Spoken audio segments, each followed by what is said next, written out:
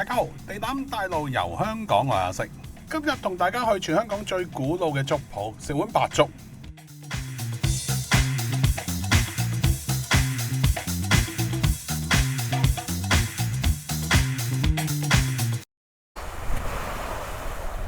喺長洲咧就係一間好古老嘅粥鋪，但係佢去到中午12點咧，啲粥就賣晒收工，所以我咁多次去長洲都食唔到。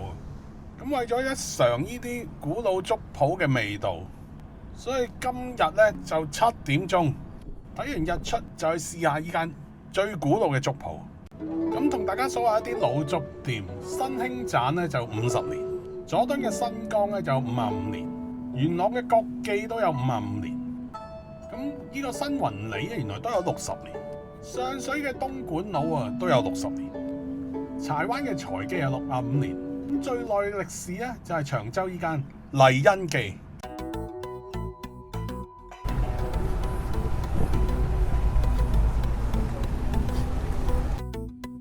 咁點樣嚟咧都好簡單，長洲碼頭一落，轉右就見到一紮大排檔，對住個海食粥嗰個位就係星期日放假，大概7點9嚟到，遊客就唔多嘅。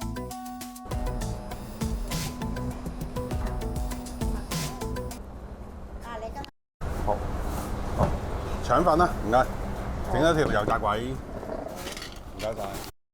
嚟到呢度當然食呢度嘅馳名長洲艇仔粥，傳聞係有魚片，但係今日咧我要守呢個齋戒，所以只能叫白粥，同埋一碟齋腸，再加條油炸鬼，咁總共咧就係35蚊。咁我都同大家睇睇個 menu 有咩食同埋價錢。咁呢個生滾及底粥就28。魚腩粥就35啊，佢真係冇當我哋係魚腩，價錢其實算好平。明火白粥啊8蚊啫。咁山長水遠入到嚟食唔到生滾粥或者艇仔粥，淨係食碗白粥會唔會好可惜啊？咁有時咧就睇自己點睇，可能食白粥先食到呢度嘅粥底嘅味道。咁我覺得呢度啲粥咧好有粥味，質感綿滑，唔會話太稀或者太結，可以話係粥有粥味。佢係純白粥嚟嘅。你如果嫌淡咧，就要加呢啲鹽。我自己就覺得唔加好過加，因為淡味先食到粥嘅味道。咁我覺得呢碗粥咧係好味嘅，出面而家啲粥鋪咧未必煲到呢種味道出嚟。咁會唔會將來我哋係用依間粥鋪嘅味道作為粥嘅標準呢？話晒佢都係現存香港最古老嘅粥鋪，中意食粥嘅人真係要入嚟試試。再試下一啲網友推介嘅齋腸，其實呢度仲有獨特嘅蘿蔔糕、黐飯同埋糯米飯，都好似幾正嘅。不過蘿蔔糕我見到佢好似有臘肉，黐飯要咬開先知佢有冇肉鬆。咁因為要守齋戒嘅問題咧，都係食住個齋腸先。咁呢個腸粉就平平無奇啊，大家其實可以唔使試。腸粉唔算特別滑，甜醬豉油呢個麻醬都冇乜特別。入到嚟可以留位試一試呢個油炸鬼喎。上台嗰下佢雖然係凍嘅，但係我相信應該唔係隔夜油炸鬼。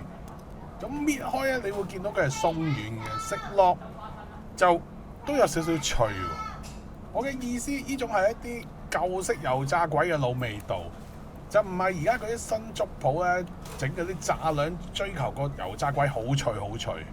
呢種係我細個食粥鋪嗰種好似麵包咁嘅質感嘅油炸鬼。